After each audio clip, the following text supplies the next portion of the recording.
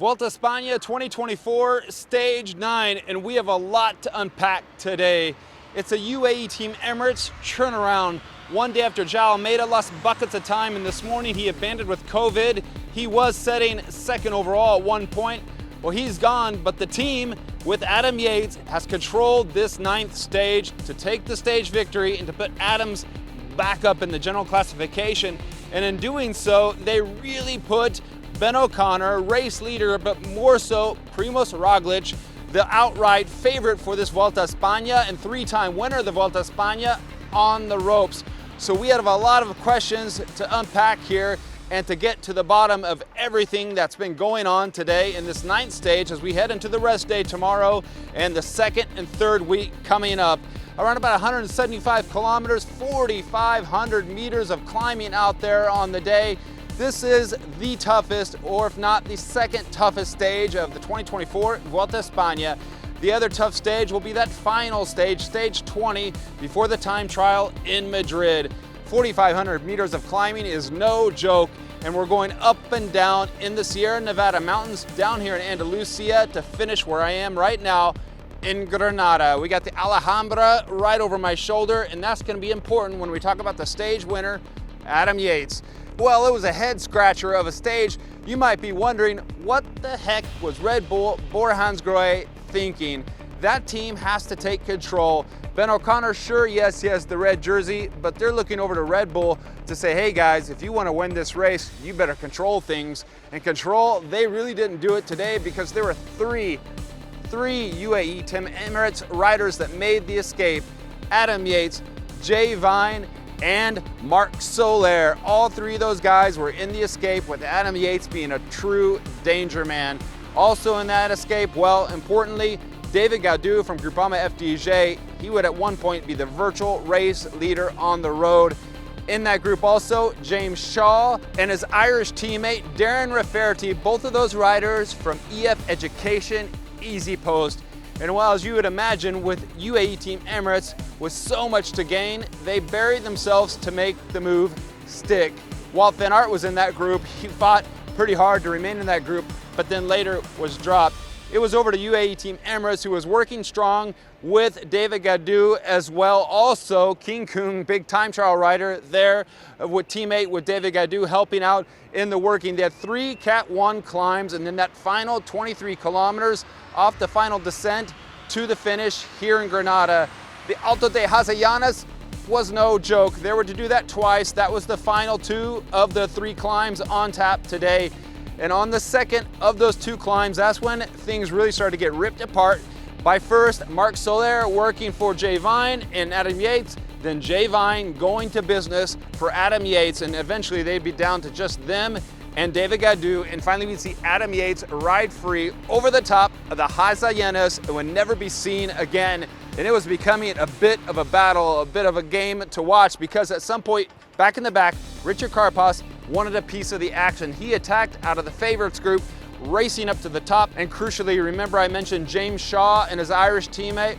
Well, they would be dropping back, helping Richard Carapaz, former Olympic road race champion, to get his way up to the front, and eventually he'd never see Adam Yates, but he'd finish second on the day, and his work would move him quite the way up in the general classification as well. We'll get to the general classification results here soon, but I want to talk about the GC group behind, because on the last climb heading up to the top, it was a real battle. Red Bull was taking up the reins all day. As I said, they rightly should. Ben O'Connor with his Decathlon AG2R team, they had Felix Gau working for Ben O'Connor and other teammates, but it was Primoz Roglic's team of Red Bull who needed to pull things together if they wanted a shot of winning this race. Primoz was racing in the mountains jersey, white with the blue polka dots today. He had Vlasov in there, Lipovitz, Aleotti, riders who were burying themselves, including Danny Martinez, who worked hard early on and then blew up. Well, those riders were going to business for Primoz Roglic, but at one point, heading up towards the top, we could see Primoz Roglic really kind of suffering, sitting at the back of the group, never truly getting dropped, but looking like he was under pressure. Enric Mas sensed this as well, and he went on the attack before the top of the final climb. And Primoz Roglic, at one point we thought, well, maybe he's gonna crack, maybe he's gonna get dropped. but he held things together. Lipovic was on the ropes and had no energy left, and it was basically no good to Primoz. We didn't see him coming up to work for Primoz, up over the top and down on the descent until the last few kilometers coming here into the finish in Granada. We don't know about the team play there and what's going on. Lipovic took the white jersey, but frankly, as I see the staff and the riders, it's a bit of disorganization within Team Red Bull, although they have the strong Primoz Roglic here in the race, and we're hoping for 2025 they revamp things. But as it is now, we're dealing with 2024 and the team on the ground here. The team held it together, worked out okay. It was Adam Yates taking the stage win. It was Richard Carapaz getting the second place, and Enric Mas, he was making that move stick. At one point, he had a minute or so on that group with Primoz Roglic, with Ben O'Connor, but then he overshot a corner, nearly crashed. I don't know how he saved it, but he did. The Movistar Spaniard, and then he was back with the GC group with O'Connor, riding in here to the finish. I think about a 10-man group. It was Ben O'Connor, race leader, red jersey from Perth, Australia, taking the third place bonus seconds on the day. But the day of celebration for Adam Yates, who trains often up at Sierra Nevada with the UAE team. That includes, of course, Tadej Pogacar, winner of the Giro, winner of the Tour de France, who's not racing here in the Vuelta España. And Adam Yates knows this area well as well because, as I mentioned, Alhambra, they got married up there in the old Islamic fort that was taken over by the Catholics. That's where Adam Yates said his vows and got married. Well, today he celebrated, super happy because he had been suffering in this Vuelta España due to the heat like everyone else. Bounced back today. Isaac Del Toro, who was the best placed rider in the Team UAE Emirates, he dropped down the GC. And as we saw, Pavel Sivakov, teammate of Adam Yates, was riding really well in the GC group today. I want to note Antonio Tibiri. He had the help of Jack Haig out there, the super Australian, but Tibiri was suffering. At one point we didn't see him, and then he DNF'd, did not finish the stage.